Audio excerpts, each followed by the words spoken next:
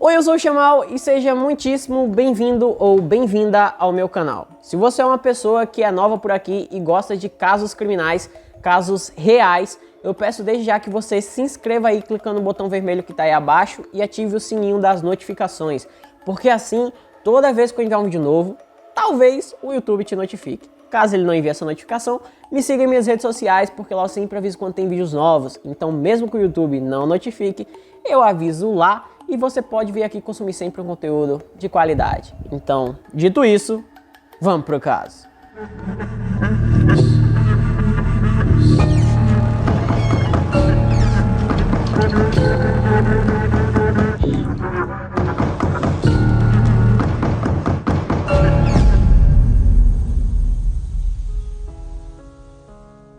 Sara Scassi nasceu no dia 5 de abril de 2005 em Busto Arsizio, que fica na Itália. Ela era filha de pais separados e morava com a mãe, Concetta Serrano Spagnolo. A mãe dela era uma testemunha de Jeová fervorosa. Sara era a filha caçula e seu irmão era 10 anos mais velho que ela. Descrita como uma menina de comportamento explosivo e personalidade forte, a Sara era o tipo de pessoa que não leva desaforo para casa.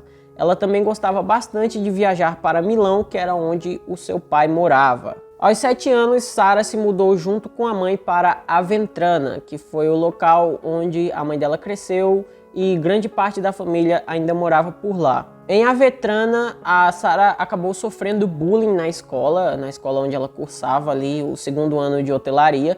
Então ela sofria bullying, não se tem o motivo pelo qual ela sofria, mas temos a informação de que isso acontecia com ela. A Sara era uma menina bastante difícil de se lidar, ela vivia desrespeitando as regras e se metendo em confusão com os professores. O grande problema de Sara em casa era que sua mãe tentava lhe impor a religião, querendo que Sara frequentasse as reuniões das testemunhas de Jeová, coisa que ela não aceitava de jeito nenhum. E isso causava muitos conflitos familiares, pois além de não seguir a religião da mãe, a menina não costumava obedecer suas regras. No dia 26 de agosto de 2010, a Sara, que estava com 15 anos de idade, resolveu que iria à praia junto com a prima dela, chamada Sabrina Misseri, de 22 anos. A Sabrina era filha da irmã da mãe da Sara. As duas combinaram de se encontrar na casa da Sabrina, que ficava a cerca de 700 metros da casa da Sara, e assim foi feito. Sara se dirigiu até a casa de Sabrina por volta das 2h30 da tarde. Porém, quando anoiteceu, ela não retornou para casa como ela havia combinado com a mãe. A mãe de Sara então ligou para a mãe de Sabrina, que se chamava Cosima. Ela ligou perguntando se a Sara estava por lá, se a menina tinha aparecido por lá em algum momento, mas a tia da Sabrina falou que ninguém da família tinha visto ela naquele momento. Na verdade, eles não tinham visto ela durante o dia todo.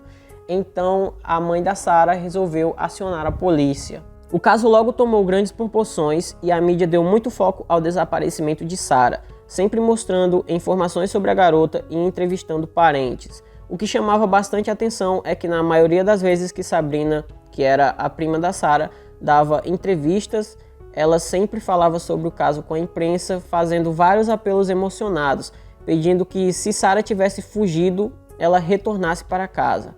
Às vezes a Sabrina chegava até a chorar na frente das câmeras. As redes sociais da Sara foram vasculhadas e a polícia chegou até a achar que a menina tinha fugido por conta própria com um homem mais velho com quem ela trocava mensagens. Após uma semana do desaparecimento, o telefone de Sara foi encontrado pelo tio dela, Michel Misseri, que era o pai da Sabrina e o marido da Cosima. Porém, algo que chamou bastante atenção é que esse aparelho foi encontrado muito distante do local do desaparecimento e também haviam sinais de que esse aparelho tinha passado por um processo de destruição. Alguém tinha tentado destruir o telefone, pois ele estava queimado, tinha levado várias pancadas e estava sem o chip. Como eu falei, isso soou muito estranho para a polícia, que começou a investigar a família da Sabrina. Então eles passaram a investigar a Cosima, a Sabrina e o Michel. Após interrogar Michel por cerca de 9 horas, ele confessou o crime e alegou que a intenção dele era violentar a sobrinha e declarou que o corpo estava em um poço de captação de água localizado em Contrada Mosca, no interior de Aventrana. Sem saber disso, a mãe de Sara foi convidada a participar de um programa de TV chamado Te l'ha visto. Eu não sei se eu falei certo, mas traduzindo é algo como Você me viu? Algo desse tipo. Obviamente, ela aceitou esse convite, pois ela tinha esperanças de encontrar a filha. Porém, durante a exibição desse programa, aconteceu algo muito bizarro. Algo tão bizarro que é digno de programa da Record.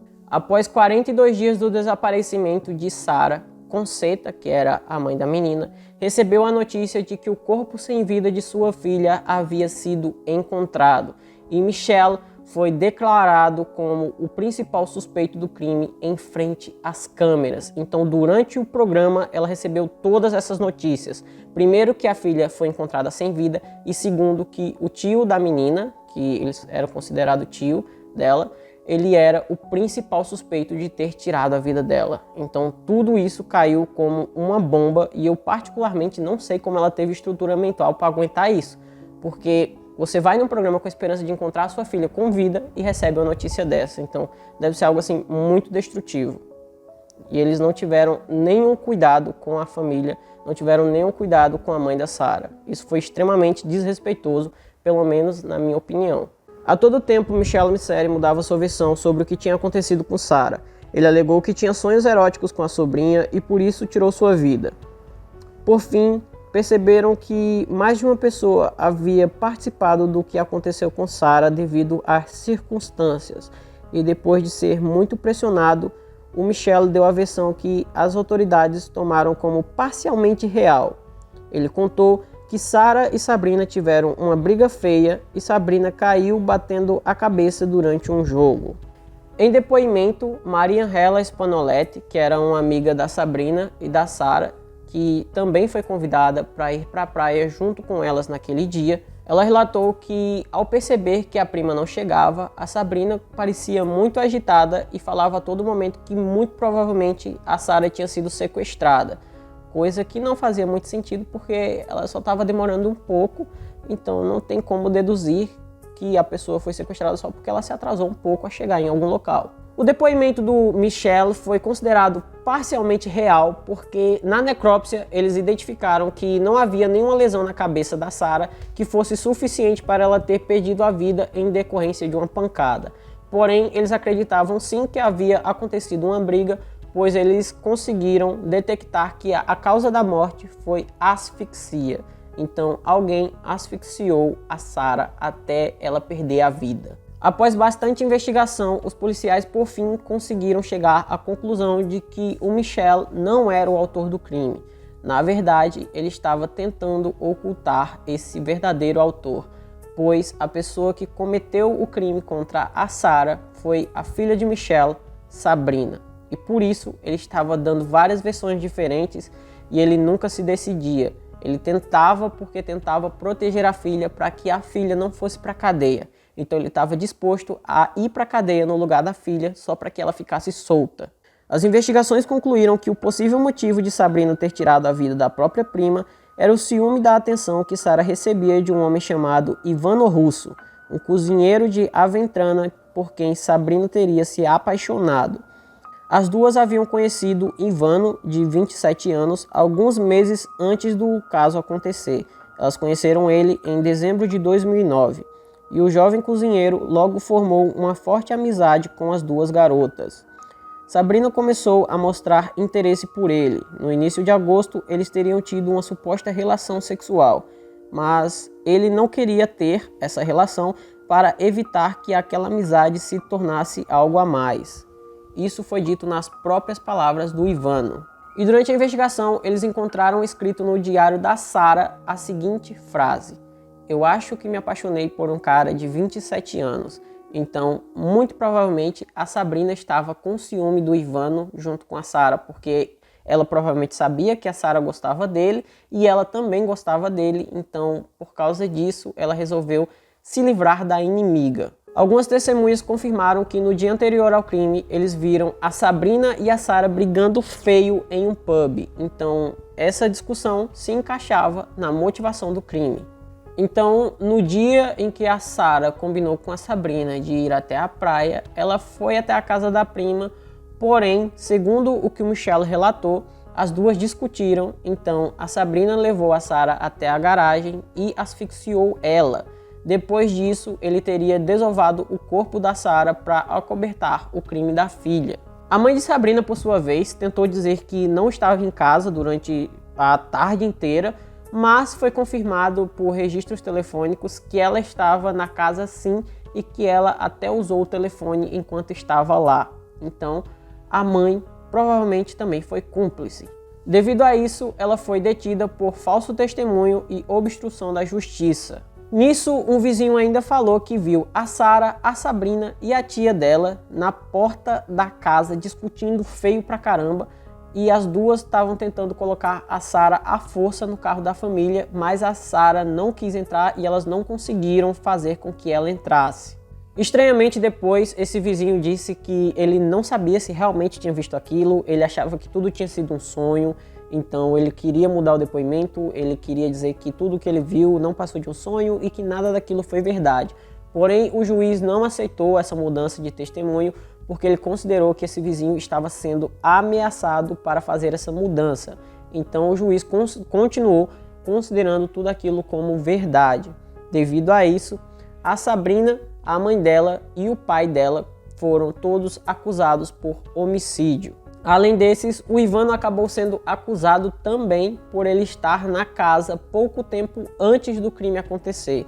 Segundo a localização do telefone dele, ele estava na casa e depois saiu, então eles também acusaram o Ivano de ter uma certa participação. O irmão e um sobrinho do Michel também foram acusados de obstrução de justiça e eles também consideravam que possivelmente os homens tinham ajudado o Michel a desovar o corpo. Até mesmo um amigo da Sarah foi também detido porque ele estava nas proximidades quando o crime aconteceu e ele tinha recebido várias ligações. Então, segundo as autoridades, a cronologia do caso foi a seguinte. Sarah chegou à casa de seus tios e foi recebida ainda do lado de fora por Cosima e Sabrina. Depois da briga aparentemente se acalmar, elas entraram. Lá dentro estava Ivano e elas começaram a jogar um jogo enquanto esperavam a amiga que iria à praia junto com eles. Durante o jogo, houve outra briga entre as primas e Ivano se irritou e foi embora. A briga se tornou em agressão e Sarah teria apanhado bastante. Então Sabrina levou a prima pelos cabelos até a garagem e chamou a mãe para ajudá-la. Cosima então segurou a sobrinha enquanto a filha a asfixiava. Depois de tirar a vida de Sarah, eles chamaram Michel, que disse para Sabrina ir à praia como combinado para ela ter um álibi.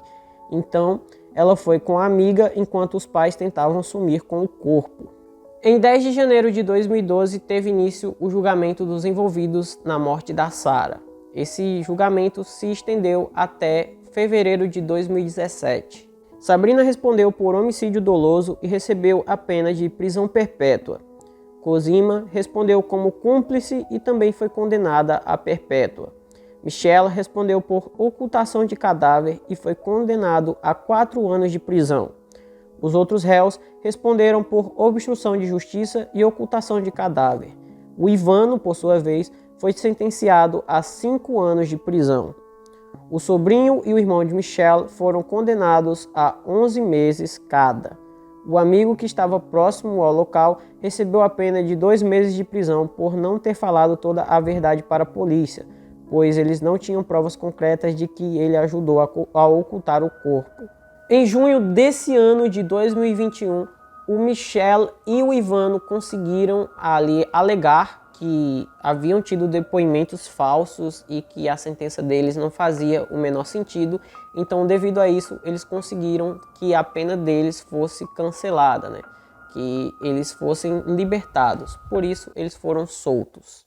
Então, esse foi o vídeo de hoje. Espero imensamente que vocês tenham gostado do caso. Se você gostou, deixa o teu like aí, se inscreve no canal, compartilha para todos os seus amigos, me siga em minhas redes sociais. Por hoje é só. Até a próxima e tchau!